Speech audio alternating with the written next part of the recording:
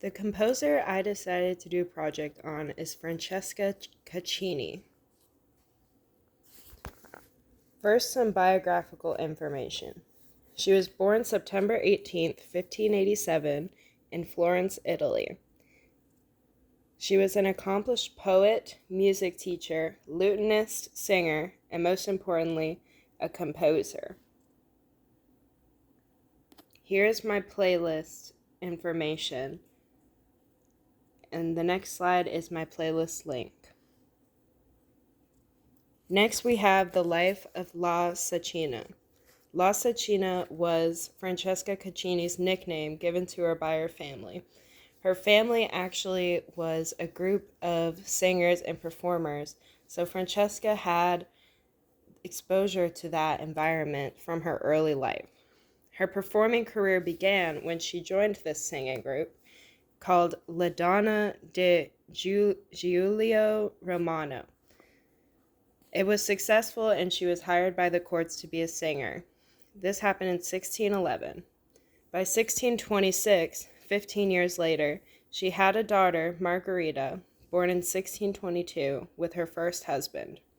Her first husband passed away in 1626. She remarried in 1627 to an affluent man who loved music, but in 1630 he passed away as well.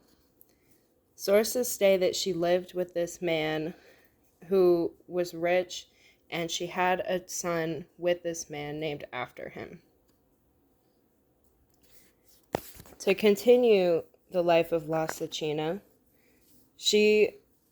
after her second husband passed away, she proceeded to return to the Medici courts to become a music teacher for young princesses. She was well known throughout the courts, and so hiring her back was pretty easy. Here she composed some chamber music for the women's court. Unfortunately, despite her fame, by 1641 there was no more records of her existence onwards. Next, we'll talk about Caccini's influence on music. Caccini was a highly regarded figure in music at her time. At the height of her fame, she was actually the highest paid composer in all of the Medici court. Caccini was well known for being one of the first big female opera composers, and her opera was actually performed. It was the first opera performed outside of Italy. First Italian opera performed outside of Italy. In our current day, Caccini is known for being an influential woman in music of the Baroque era, trailblazing the road for future female composers and musicians, as women in music were rarer and less frequent in this time period. Moving on to the genre, Caccini's works were majority operas, and this followed the Baroque era trend. This era was where opera was at its peak, so her music resembled a lot of the operas being written at this time as well. Her work falls within the Baroque era standards. One of Caccini's main pieces, La Liberazione, is one of the first hugely successful operas written by a woman. The performance utilized emotional expression and aspects of musical theater so well that the Prince of Poland requested it to be performed again in Warsaw after he had come to town to visit. The piece was described as a comedy ballet because it used parodies of operas. Many of Caccini's scripts and librettos included comedic aspects, as she had a very good sense of musical theater and entertainment, as well as musical knowledge.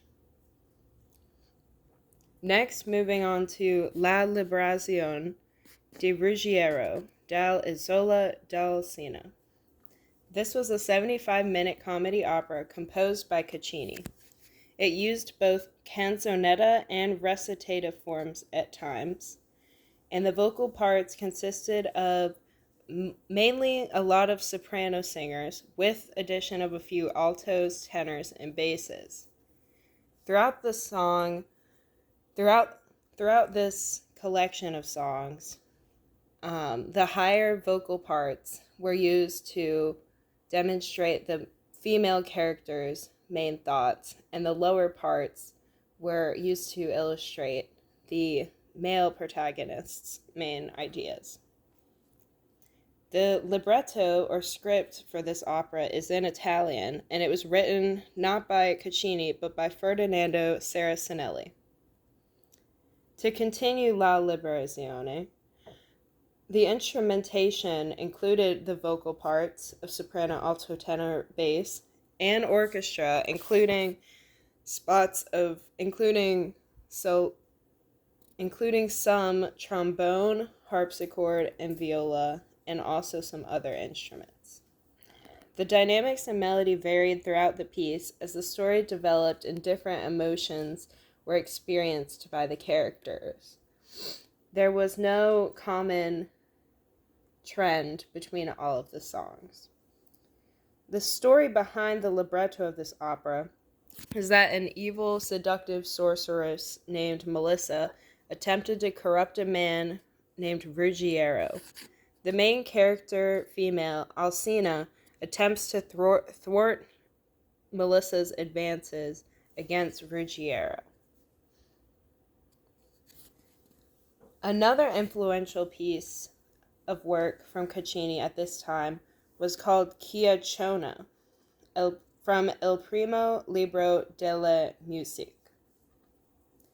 Composed in 1618, Il Primo is a published collection of 36 songs comprising of both solos and duets. The songs varied greatly, including some strophic songs, sacred songs, with varying emotions in each piece, from heartbreaking, tragic love songs to upbeat, energetic, curious pieces of love.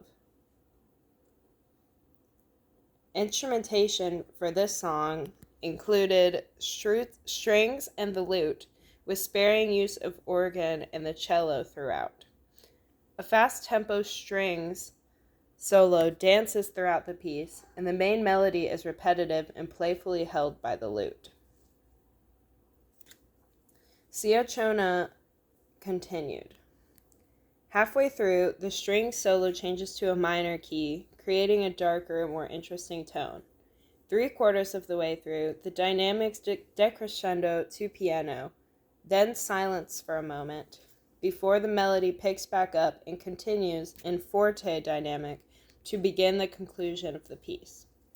After a final shift to mezzo piano, then back to mezzo forte, a cello joins for the final moments of the song, creating a deep, low tone. Finally, the song is in triple meter and is polyphonic harmony because more than one melody is played at the same time by both the lute and the string solo. Francesca Caccini was a highly influential composer of her time, and even now we can look back on her and appreciate her many great works. Thank you.